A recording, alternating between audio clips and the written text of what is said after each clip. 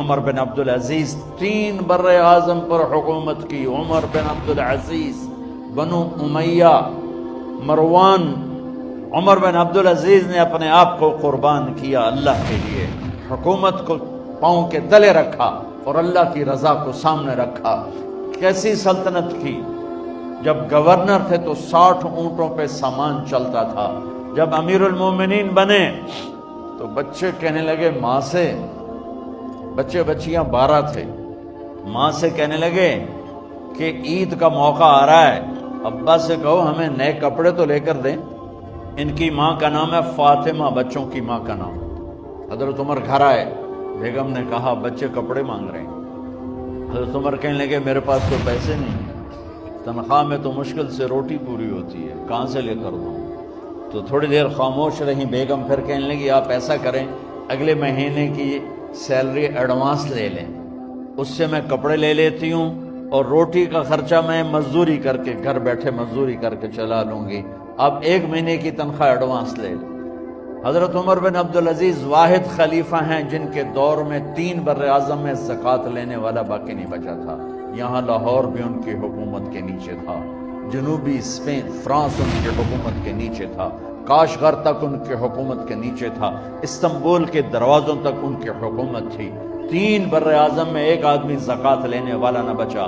اور اپنا حال یہ ہے کہ بیگم سے کہہ رہے ہیں پیسے کوئی نہیں، کپڑے کہاں سے لے کر دوں؟ اور بیگم طریقہ بتا رہی ہے کہ آپ اگلے مہینے کی تنخواہ ایڈوانس لے لیں، اس سے میں کپڑے لے لوں گی اور چولہے کا خرچہ، روٹی کا خرچہ میں گھر بیٹھ کے مزدوری کر کے کما لوں گی. تو حضرت عمر کہنے لگے ہاں یہ ٹھیک ہے. باہر آئے وزیر خزانہ مزاحم، انہیں بلایا کہ بھائی ہمیں اگلے مہینے کی تنخواہ ایڈوانس چاہیے.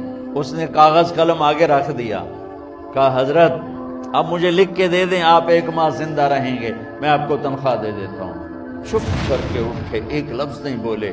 گھر گئے، اپنی بیگم فاطمہ سے کہا بیگم بچوں سے کہہ دو کہ باپ کے پاس کپڑے لے کر دینے کی سخت نہیں ہے. اور خزانے ایسے بھرے پڑے تھے کہ زکوٰۃ لینے والا کوئی نہیں تھا. عید کی نماز ہوئی، نماز کے بعد جب ساری فیملی ملنے آئی اور بچے بھی ملنے آئے تو ان کو دیکھ کر ان کی آنکھوں میں آنسو آ گئے. کہنے لگے بچوں آج تمہیں دکھ تو ہوگا اپنے باپ پر کہ ایک جوڑا کپڑا بھی لے کر نہ دیا عید کا.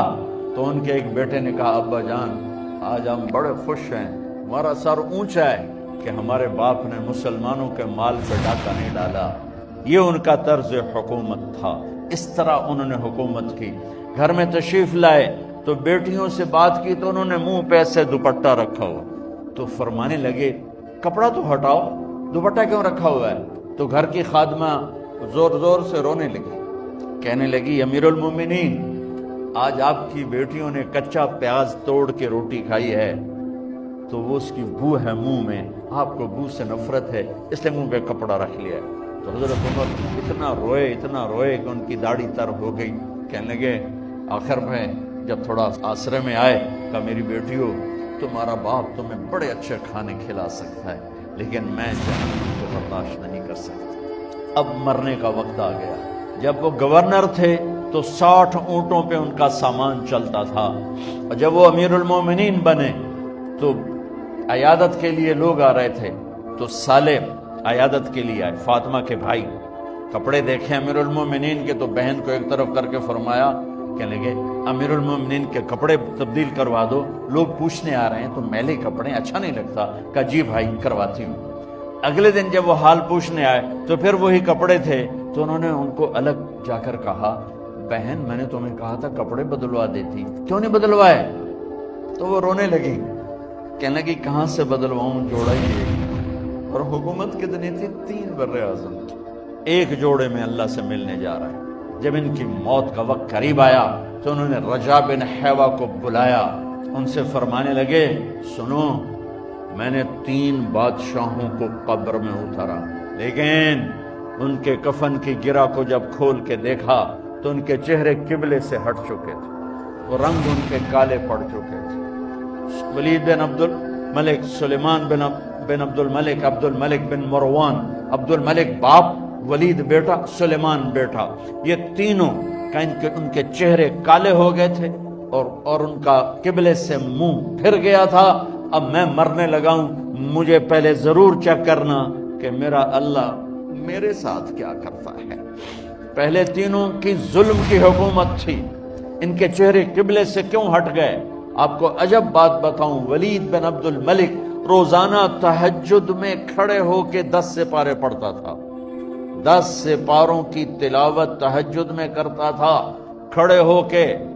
سلیمان بن عبد الملک تہجد گزار، عمر بن عبدالعزیز نے اسی سلطنت کو عدل سے بھر دیا۔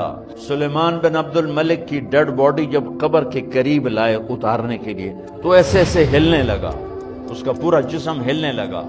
تو اس کے بیٹوں نے کہا کہ ہمارے ابا زندہ ہیں۔ تو حضرت عمر نے فرمایا بیٹو زندہ نہیں ہے، عذاب قبر جلدی شروع ہو گیا ہے، قبر کی پکڑ پہلے شروع ہو گئی ہے، چھپاؤ اپنے باپ کو جلدی۔ جب عمر بن عبدالعزیز کی ڈیڈ باڈی قبر کے قریب کی گئی تو ایک دم ایسے ایک پرچہ ہوا میں اڑتا ہوا سب نے دیکھا، وہ آتے آتے آتے آتے آتے آتے یوں آ کے حضرت عمر کے سینے پر گر گیا۔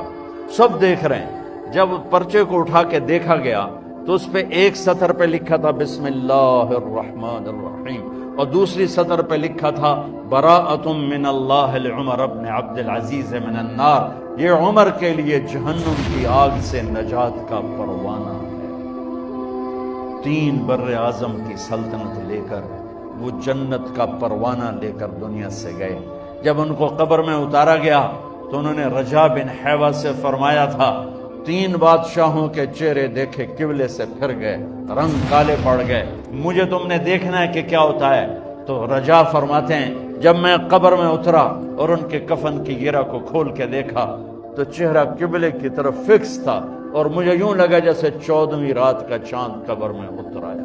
اللہ کو اپنی منزل بناؤ، اللہ کو اپنی منزل بناؤ، اللہ کو اپنی منزل بناؤ۔